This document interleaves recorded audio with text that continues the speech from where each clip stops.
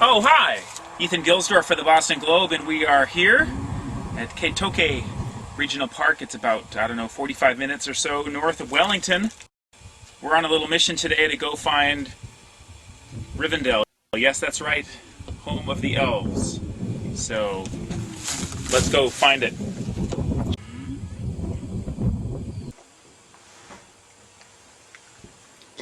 That's where we're going. Right there. Rivendell. It's even on the map. We have to make sure we have our little fellowship. We don't need Galadriel. Let's see. Here's Frodo.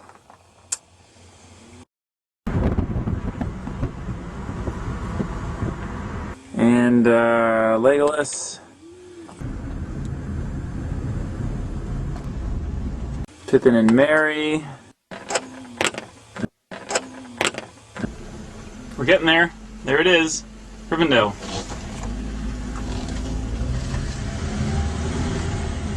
Legolas is missing his quiver. I believe it goes this way. There we are.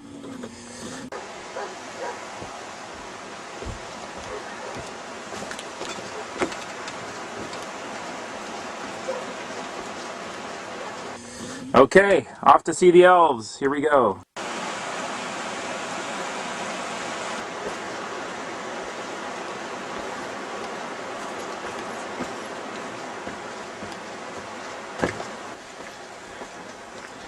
Getting closer.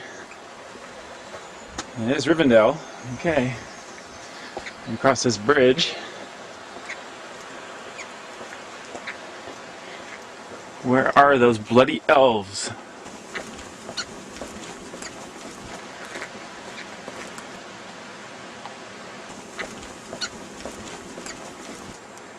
Well, here it is.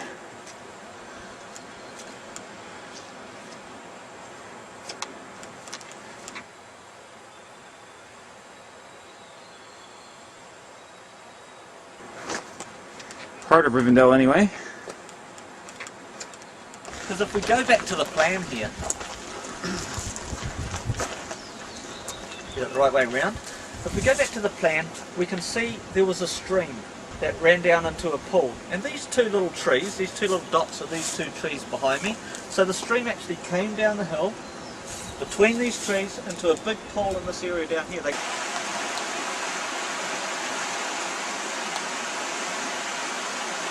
Okay, anyway, he comes in and together with the other hobbits they fight off the race. But in that process, Frodo does something really silly. He puts the ring on his finger. Now that's okay to do, to disappear, but not when there's race around, because it doesn't work that way. Straight away the race knew where the ring was. Boom. Ah, there it is. This is the place where they built it. The House of Elrond and the Elves of Rivendell. Behind me is this one here. Now this doesn't show us the water underneath because it's a high shot. This branch here is the one right up there, which means that this platform was very high and all of these pergola type structures were right up in and amongst the trees.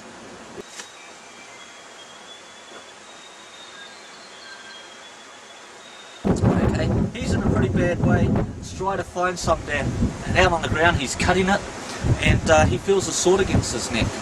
What's this? A ranger caught off his guard. You see, it was Arwen, and she was just teasing him. I mean, Arwen and Strider, they had a bit of a thing going. So anyway, he tells her about Frodo, and she says, "Oh, we need him to get him to my dad. We need to get him to Rivendell as quick as we can, so he can get some urgent healing from Elrond, who is a great elf healer, of course."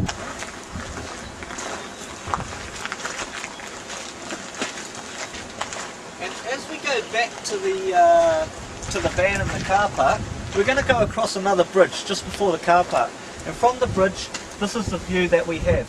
So you'll actually see this post, keep an eye out for that, up by the road there, marks as a reference to see where the edge of the Rivendell set was.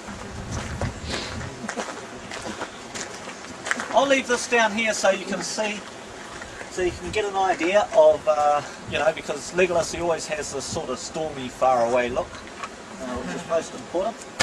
But what I've got here, by the way, isn't a bow and arrow. We find that people get shot or arrows go missing, so we've got a replica of Frodo's sword Sting. which was given to Frodo.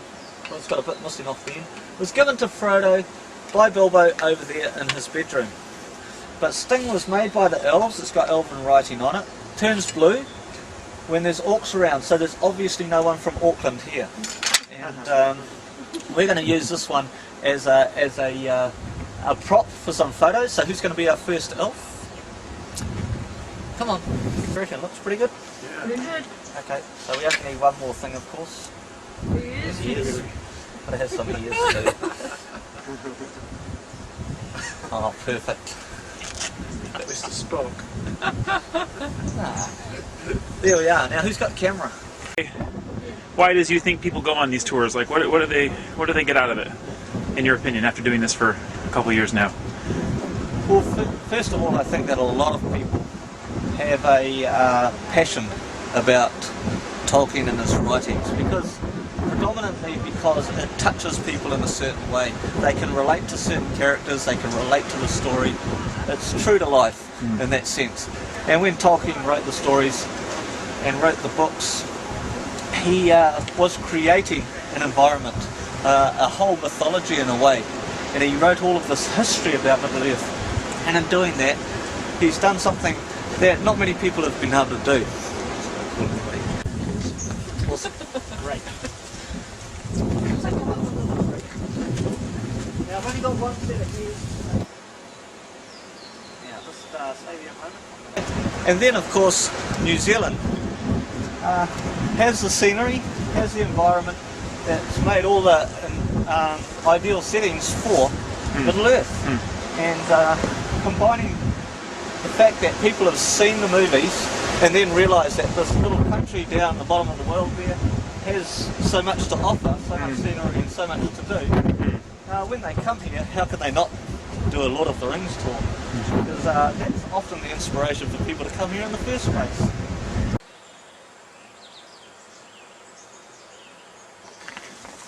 Looks like a good spot here.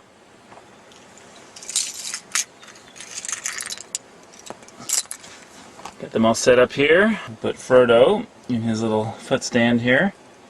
Okay, Frodo. Very good. Legolas. Stand up, Legolas. There we are. There's Sam cooking his fire. Galadriel, Pippin and Merry, Frodo, Legolas. Part of the Fellowship anyway.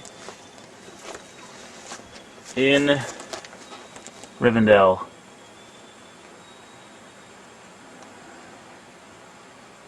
We've found Middle Earth.